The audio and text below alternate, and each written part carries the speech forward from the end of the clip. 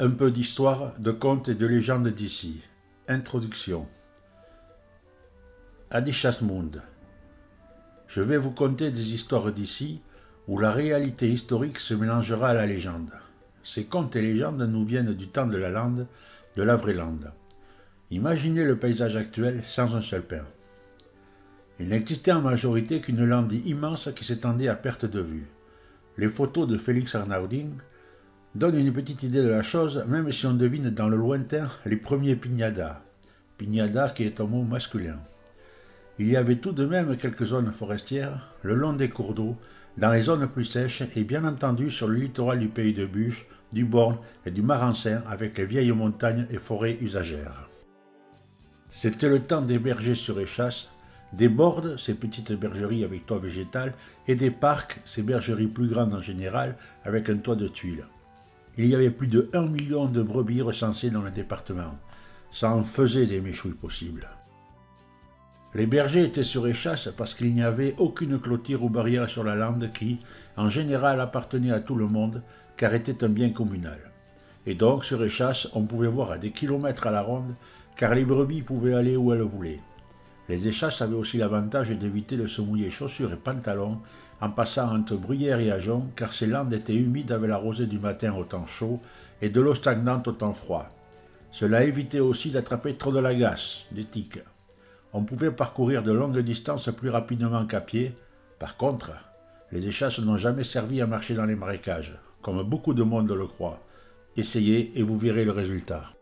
J'ai compté 172 parcs inscrits sur le cadastre napoléonien de Parentis-en-Born en 1820. Dans le coin, on appelait généralement toutes les bergeries des parcs, même si c'était des bordes. Ce devait être beaucoup plus car, chez nos voisins en Biscarrossais, on en a compté plus de 400 à la même époque. Cela faisait des centaines, voire des milliers de brebis. Maintenant, il n'y a plus de parcs, de bordes, ni même de brebis, ou alors 3 ou 4 moutons dont le seul but est d'entretenir des pelouses, et notre race landaise ne doit sa survie qu'à une poignée de passionnés.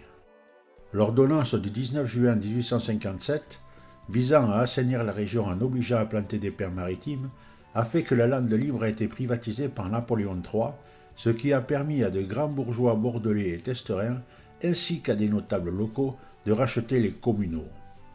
Au fur et à mesure des plantations, les bergers apprenaient le terme propriété privée, car il ne fallait pas que les moutons s'aventurent dans les semis ou dans les jeunes pins.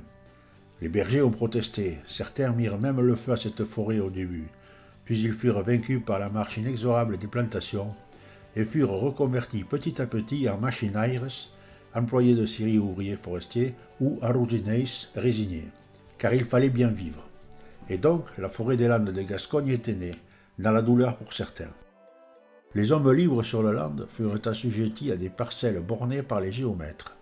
Les métayers, car il existait des métayers sur les propriétés privées dans les bourgs et villages, furent priés, en plus de la marche de la ferme, de s'occuper de 5 ou 6 000 pins à gémer chacun.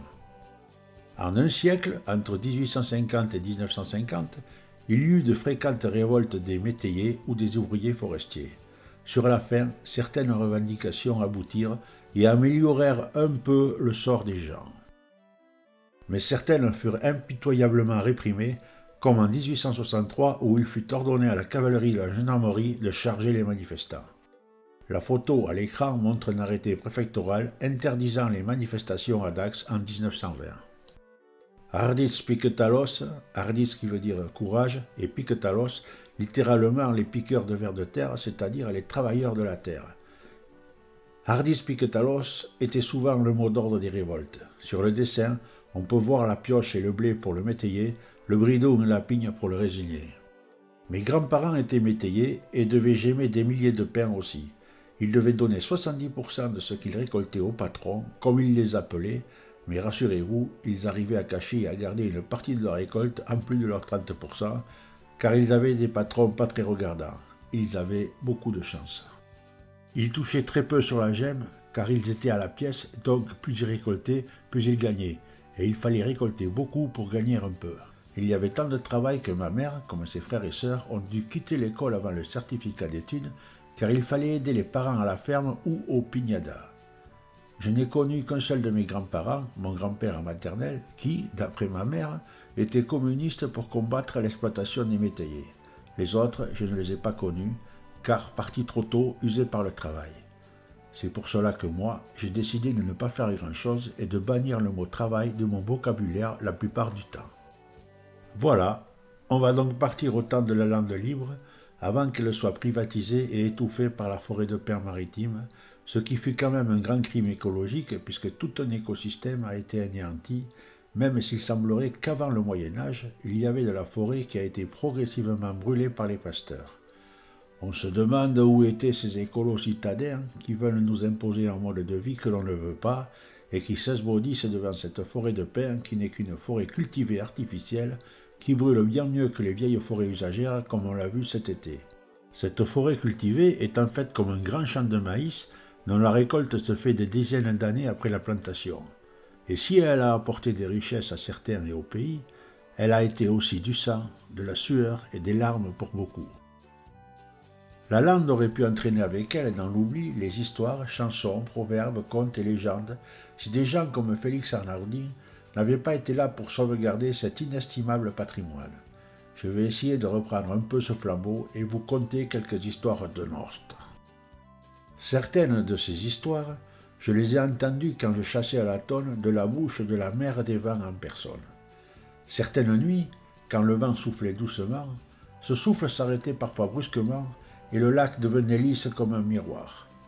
On pouvait alors entendre les conversations venant de loin, comme si elles couraient sur l'eau. Certains matins, on entendait clairement les pêcheurs au milieu du lac discuter sur leur bateau. Mais la nuit, c'était la mère des vents qui s'était assise et qui racontait des histoires au fait du lac. Tout devenait silencieux, les appelant, et même le marais lacustre qui sont si bruyants d'habitude. Tous écoutaient la vieille dame. Enfin, tous ceux qui savaient écouter, et j'avais par bonheur cette aptitude. Que vous me croyez ou pas n'a aucune importance. Voici votre quête. Essayez de démêler la vérité historique, légendes avérées et ce qui est sorti de mon imagination dans les récits qui vont suivre. Toutefois, rien ne vous interdit de tout croire. On dit que pour toute légende, il y a un fond de vérité. Et n'oubliez pas que Spazamanit de Saint-Banta le Yendes.